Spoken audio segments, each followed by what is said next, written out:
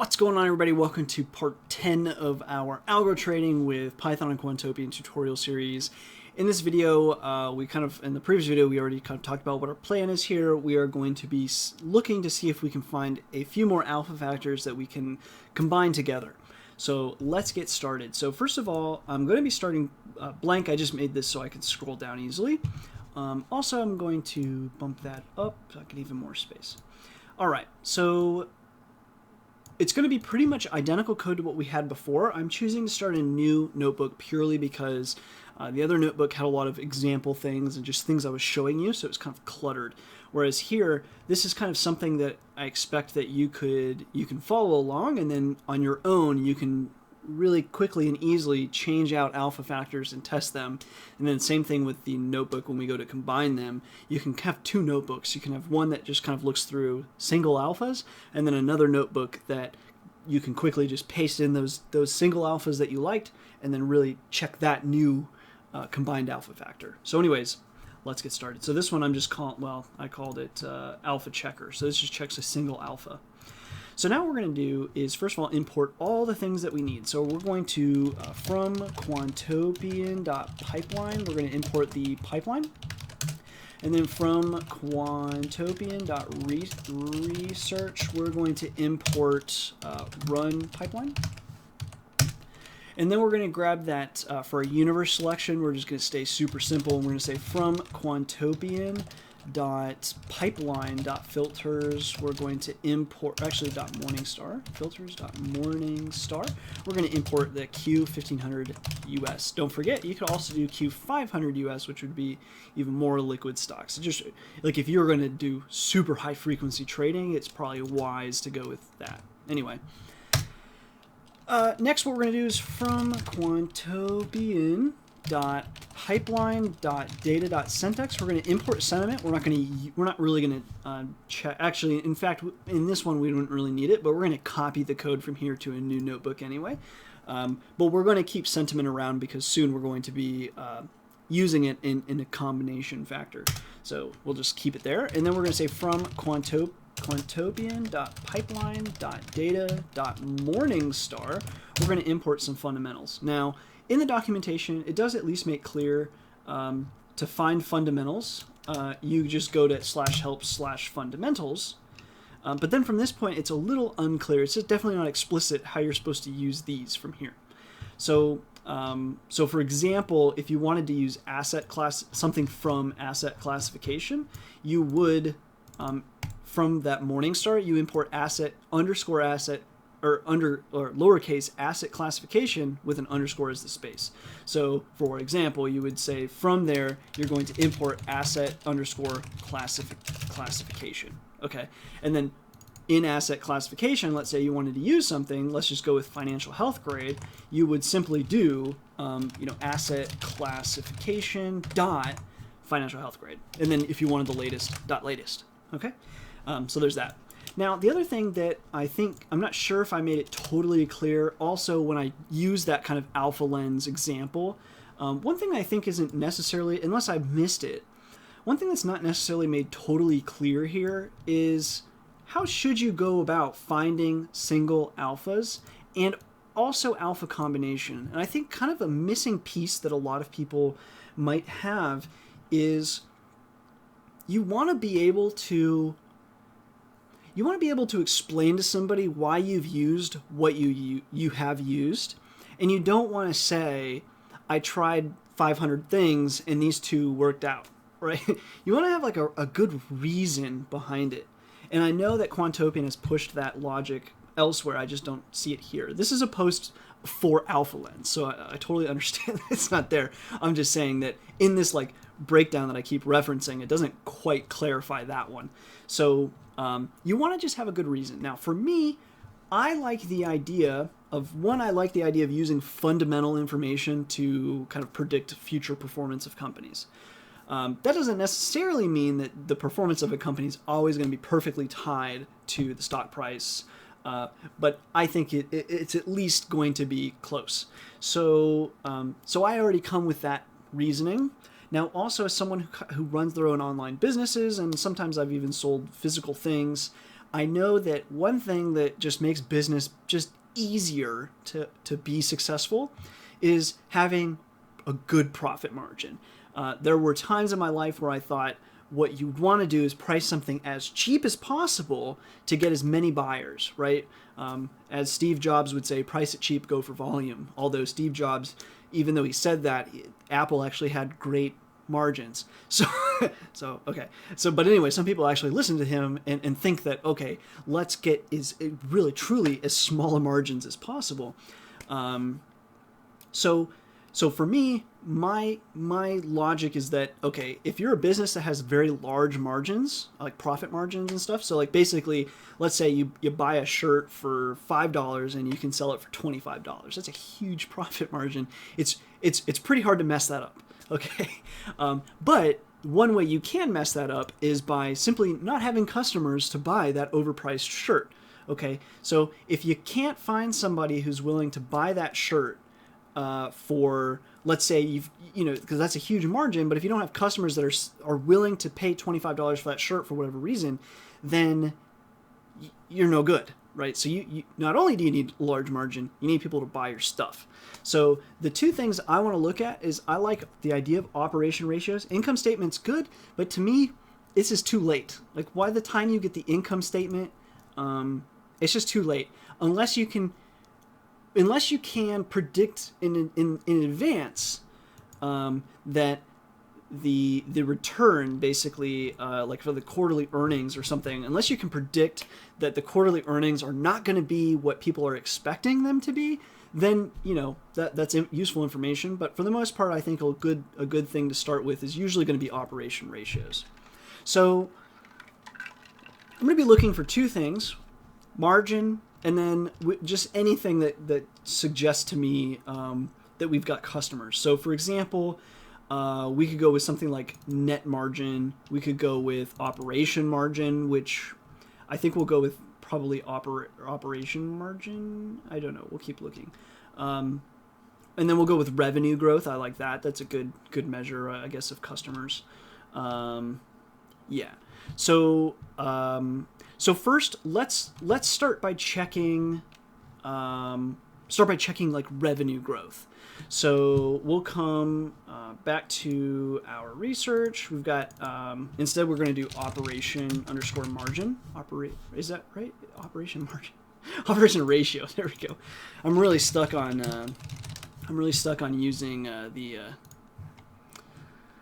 margin stuff. Okay. So, we've got this information so far.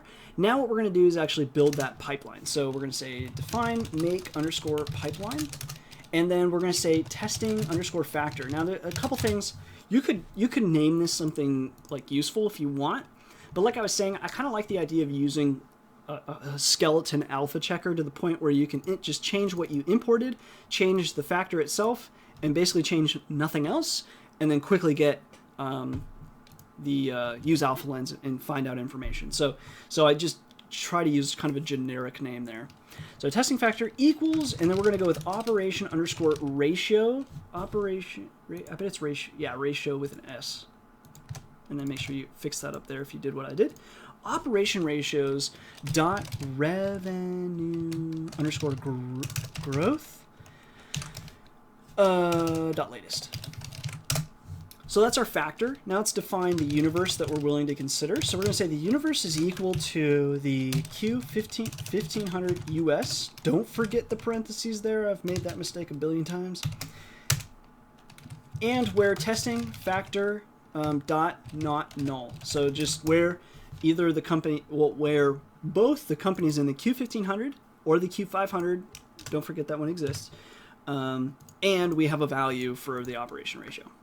So we want that. Now what we're going to do is we're going to say testing underscore factor is equal to testing underscore factor dot rank. And you could just leave this, but we're going to say, first of all, we're going to have the mask of universe. And then we're going to say methods equals, we're going to average. So this will rank our revenue growth. And remember what I said, you need your, to pass through alpha lens and to work the way you want it to, you want to make sure that the factor that you pass to alpha lens is ranked from bad to good. So in the case of revenue growth, that's good, right? The lower number is already bad and the high number is already good. We don't have to flip anything. We don't have to do standard deviation from a mean or anything like that. We're happy. So we'll keep that there. Just noting that there are going to be some factors you're going to have to finagle a little bit. Now, we're going to do pipe is going to be equal to a pipeline object. The columns, we'll just have one column here for now. We're going to say, we'll call it literally testing underscore factor. Again, so we don't have to, like, if we change the factor, we don't have to go and rename every little thing, because again, this is for testing purposes. So the column will be testing factor. Nothing new there. We'll say the screen is universe. And then return the pipe. And then I like to say, like, I just put it all in this one cell, basically. Result is equal to run, there we go. Run pipeline. What pipeline do we want to run? The make pipeline. Don't forget your parentheses. Then we're going to say the start date is equal to, and we'll use that same, actually that would be the other way around. Let's see, 2015, January 1st. America. That's how we like to do our dates. Start date is equal to now 2016-01-01. There we go. All right, it's hard for me, man. So there we have our result. Now all we're going to do now is just result.head, so we can see if everything looks as we would expect. Hopefully no errors. Let's do it. Keyword argument. Oh, okay. I don't know how I made that mistake. End equals date. Let's try again.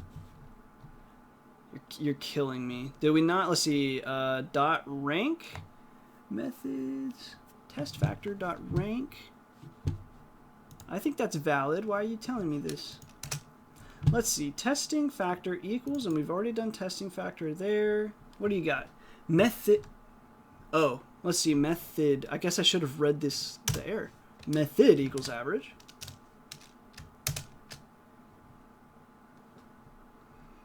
All right, it's taking a while, so I'm assuming it's going to work. I'm going to pause this while we wait for this. This can kind of take a while, so I'm just going to pause and then I'll redo. So I suggest you pause the video as well while you wait. Okay, and we are back. We've got the data here. Looks good. Now we're ready to continue along. We'll probably have another pause here. I'll explain why I didn't put it all in one in a second. So now what we're going to say is assets equals, and again, don't forget you've got date, and then you've got two indexes here. You've got date and then the actual tickers or companies. So assets will be equal to result.index.levels, and you want the firstth, which is actually the second, dot unique, and then we're going to say assets, actually, whoops, pricing is going to be equal to get pricing for what? We want assets, start date and end date. I'm just going to take this, copy, paste, and then change this to 2014, 12/01 is fine, and then December, or February 1st. And then also before we run that, let's do len assets just to make sure we've got a large number here. You wouldn't want to suddenly factor this down to like 20 companies or something. So we'll get the length of the assets. I'm going to run this, and again, this might take a while. Oh, okay. I wonder if I'll be able to get through this without any errors. Assets, 2 commas there for some reason. Let's try again. All right, it's taking a while, so I'm going to assume it's going to work. Also, the reason I split this up with this is for some reason, I don't know, I'm still trying to figure it out. Sometimes the notebook hangs, and I find that it hangs anytime, if you try to combine too many very large operations, it hangs. And I don't know what to do about that. So I find that it's best to split up any heavy lifting into separate cells. I don't know if there's any truth to that. Maybe it's just taking longer, but I feel like this takes about a minute and a half. This takes about a minute and a half sometimes. But I've waited for like 10 or 15 minutes and nothing's happened, so I just split them up and I don't have that problem. So anyways, I'm going to pause while we wait on this, and then we'll run alpha lens and see where we are. All right, and we are back. We've got the pricing assets. We've got 1,734 assets, so that's quite a few. One question that might pop into your head as soon as you see that number is, wait a second, shouldn't it be smaller than Q1500?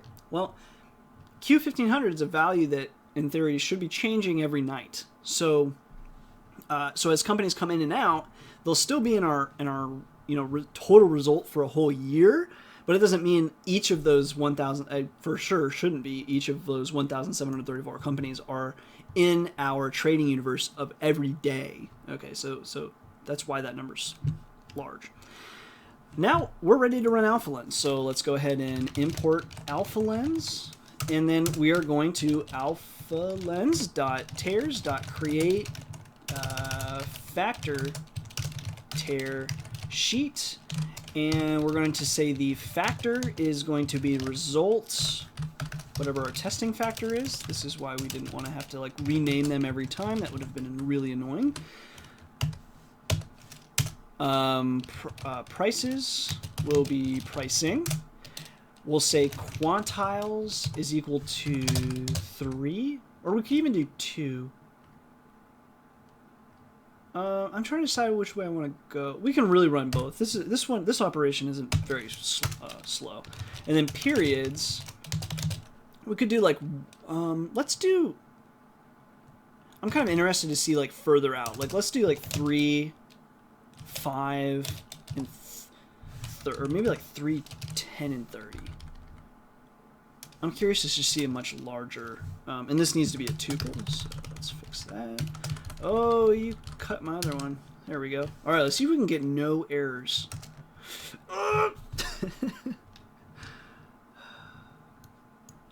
No attribute index. Let's see. What did we do? Factor, prices, pricing, quantiles, periods.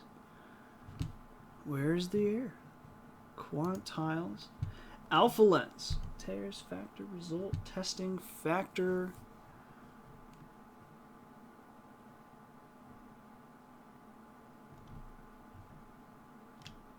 Here, let's try to read this error. This is not a clear error. Oh, you know what okay, let's see. Okay, so what we forgot was the column. So we should have had fields equals, open price. I'm pretty sure that's what it is. I wonder if this should probably be a data frame. Let's find out. Whoops. If not, we'll have to go back. That'd suck.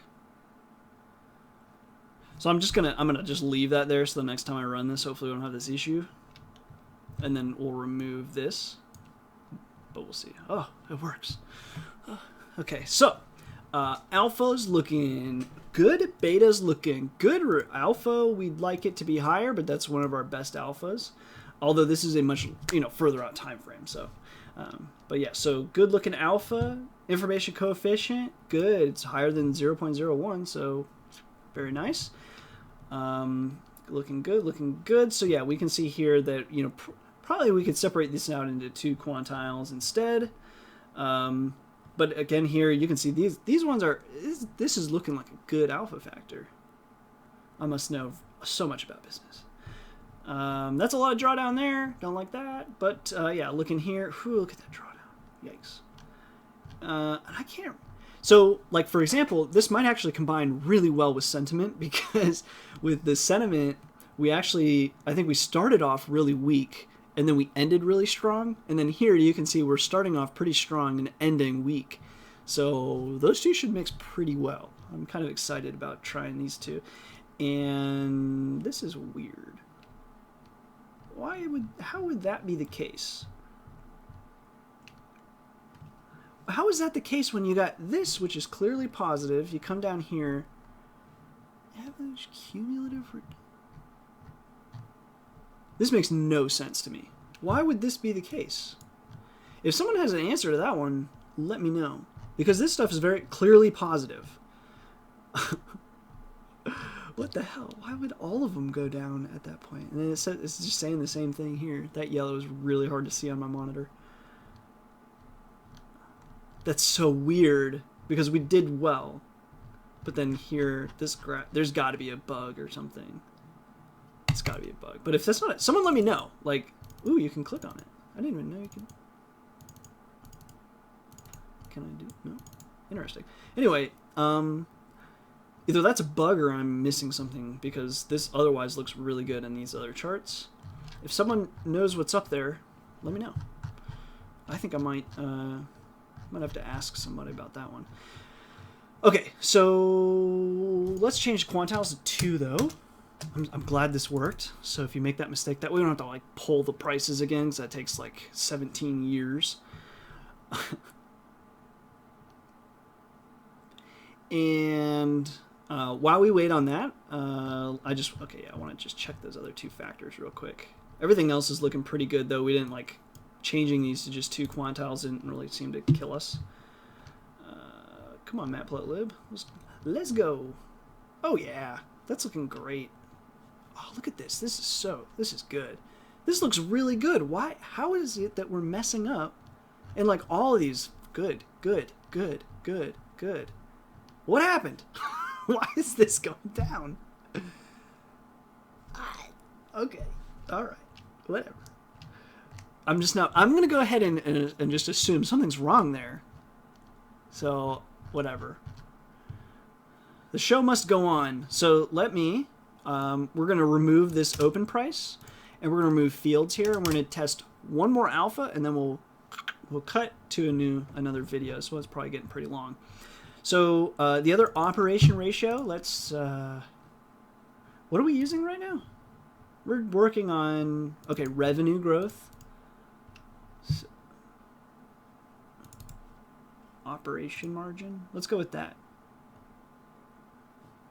Refers to the ratio of operating income to revenue. That's good. We'll go with that margin. Sounds good. Operation margin. So now we're going to check. Let's just note that we liked this. Yes. And then we're going to change revenue growth to operation underscore margin. And then I'm going to run both of these. I'm going to run the pipeline, and then why is pricing still not? For some reason I must have removed this. Don't forget, fields equals open price. And yeah. So I'm going to run both of these. So I'm going to pause and run the pipeline information, pricing information, and then I'll come back before we run alpha lens. So you do the same. I'll see you in a few minutes. All right, and we are back again. I already ran the pipeline and pricing information. Now I'm just going to run for alpha lens. Like I said, this one's usually pretty quick, so I just figured I'd wait and come back to that. So basically, hopefully we'll just have a positive alpha. And it would also be interesting to see if we can get somewhere in between the kind of Centex, which kind of stunk at the beginning and did really well at the end, and then the other one, which was the revenue growth, did really good at the end, or at the beginning, and then kind of gave it all back at the end. So I kind of feel like it's going to be, at least that one's going to be a good balance. But this one looks like it's very much like the sentiment. So alpha 0.05, pretty good. Beta is very close to being not what we want. But it's still in the bounds, so we'll go for it. Plus our other ones were pretty much perfect. So the information coefficient is within what we want. Looks great.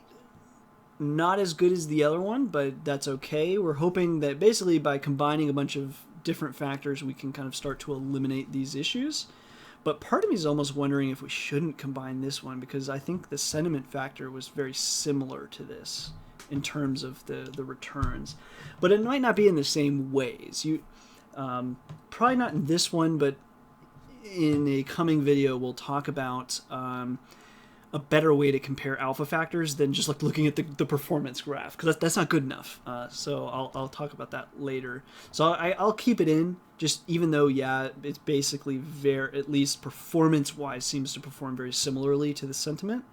But we'll test it. This will be great for us to kind of test and see in a future video why either this is fine or this isn't. Anyway, coming on down, we can see yet again, this doesn't make any sense to me when clearly here it's fine, here it's not. And then also up here it's fine, but this is saying, no, it's not. What am I missing? What is going on? Okay, anyway, cool. So we're going to say we're happy with these factors, and then, and like I said, like I've been trying to do, I'm just like, let's try to keep it as simple as possible and just add like a few extra things at a time. So we're going to definitely use this to for sure check against sentiment in a later video. I've been hoping to kind of find something that will be similar, and this is pretty perfect. So in a future video, we'll talk about how to really check your alpha factors for basically correlation. But for now, let's say, okay, we're happy. We're going to go with basically all of this. So yes to this, this, and the sentiment. So we're going to go with these. We're going to go with revenue growth, operation margin, and sentiment. And the question is, when we combine all of these, what changes basically? So now in the next tutorial, what we'll do is we'll slightly modify this pipeline to no longer be checking for one alpha factor, but actually checking the combination of these alpha factors into one alpha factor. How do we do? And then we'll back test and all that. So that's what you guys have to look forward to. If you have questions, comments, concerns, errors, whatever, let me know below. Otherwise, I will see you in the next tutorial.